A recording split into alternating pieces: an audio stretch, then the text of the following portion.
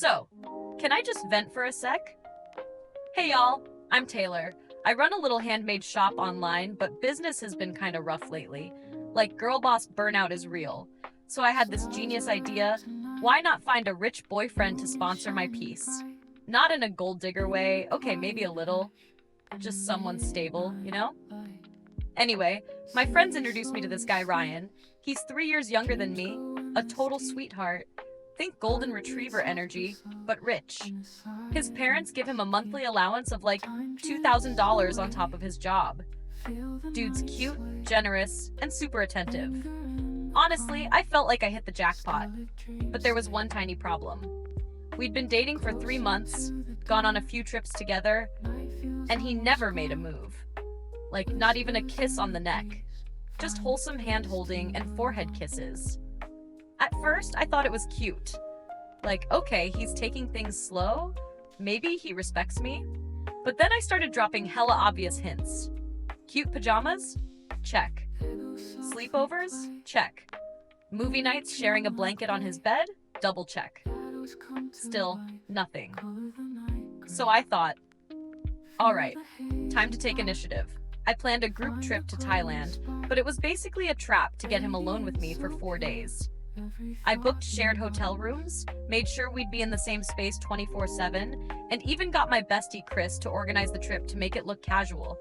First night at the hotel, I walk out in my silky PJs looking like a walking thirst trap, and this man, this innocent little lamb, pulls the extra bedding from the closet, makes a little bed on the floor, and says, "You take the bed, princess."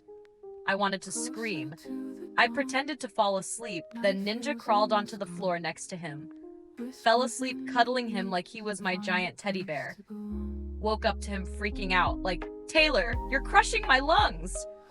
I laughed it off, called him my human pillow, and tried to cozy up again. But nope, he refused. So I went for it. No shame. I cornered him, leaned in close, let my nightgown slide just a little.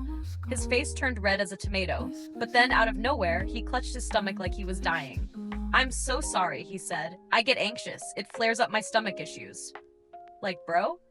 Now? I was done. The next morning, I gave him the cold shoulder. Didn't speak. Ate breakfast solo by the pool.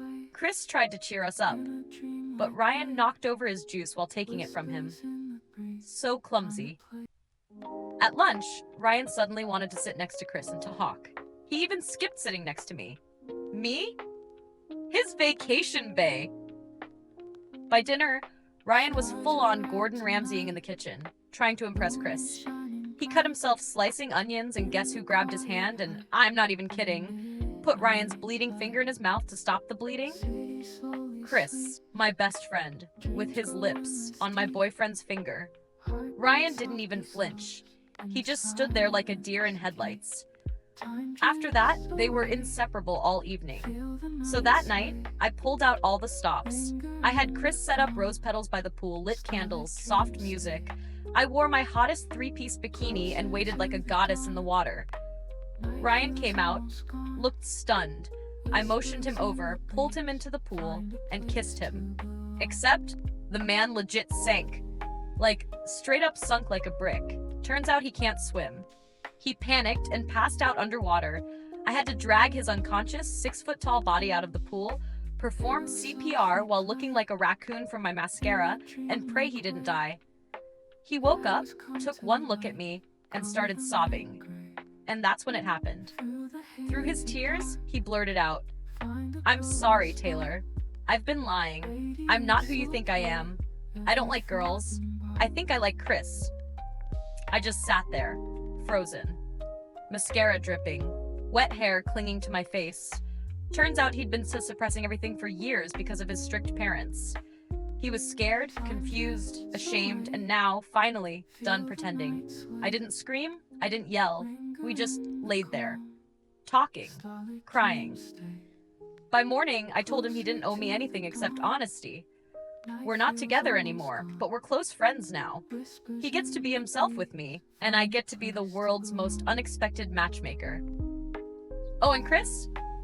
Yeah, they've been dating for 6 months now, still going strong. And if Chris ever breaks his heart, I'll be the first to throw hands. Period.